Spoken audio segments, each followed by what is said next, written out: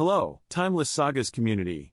Today, we'll be delving into the captivating story of playing cards, a pastime that has been entertaining humanity for centuries. With their colorful designs and rich symbolism, playing cards have a fascinating history that's just as delightful as the games we play with them. So, grab your favorite deck, shuffle up, and let's embark on this journey through time. Our tale begins in the Far East, around the 9th century, during the Tang dynasty in China. It was here that playing cards are believed to have originated. But before you imagine ancient Chinese gamers whipping out a deck of poker cards, let me stop you right there. The original Chinese cards were quite different from the ones we know today. These early cards, called leaf or money cards, actually started as a form of paper currency. Since paper money was often associated with gambling debts, it's no surprise that people began using the currency itself to play games. Talk about being resourceful, right? The first documented mention of playing cards comes from the collection of Miscellanea at Duyang, written by Sui, a Tang dynasty scholar. He described a game called Yipei, which was played with 32 cards made from strips of heavy paper. These early cards featured numbers and suits, just like modern playing cards. As time passed, the Chinese invented more card games, and their cards evolved, becoming more elaborate and artistic. By the time of the Song dynasty in the 11th century, cards had become an essential part of Chinese culture. Many of these decks featured beautiful illustrations of Chinese folklore and history, transforming them into works of art. Now, you may be wondering how these cards traveled from China to the rest of the world. Well, dear friends, the answer lies in the vast trading networks that connected Asia to the Middle East and Europe. As merchants and travelers traversed the Silk Road, they brought playing cards along with them, introducing them to new lands and cultures. By the 13th century, playing cards had reached the Islamic world, and they quickly adapted them to their own tastes. Islamic cards were called Mamluk, named after the ruling class of Egypt at that time. Mamluk cards featured intricate geometric designs and calligraphy, reflecting Islamic art and culture.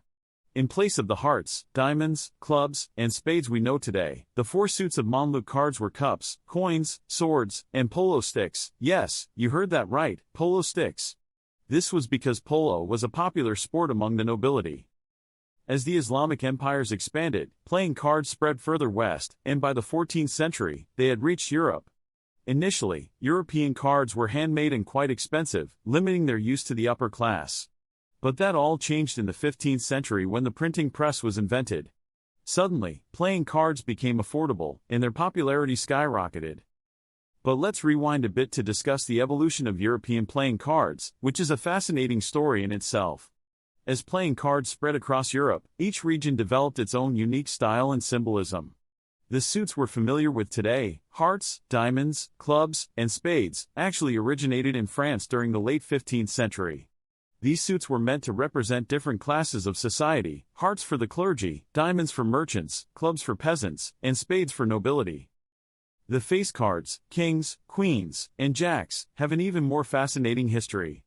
They weren't just random characters but were often based on historical figures. For example, the King of Hearts is said to be Charlemagne, the King of Diamonds is Julius Caesar, the King of Clubs is Alexander the Great, and the King of Spades is King David from the Bible. As for the queens, they represent famous women from history and mythology, such as Athena, Rachel, and Judith. The jacks, on the other hand, were originally called knaves, which meant male servants or knights. Besides the French deck, other popular European card styles included the Italian, German, and Spanish decks.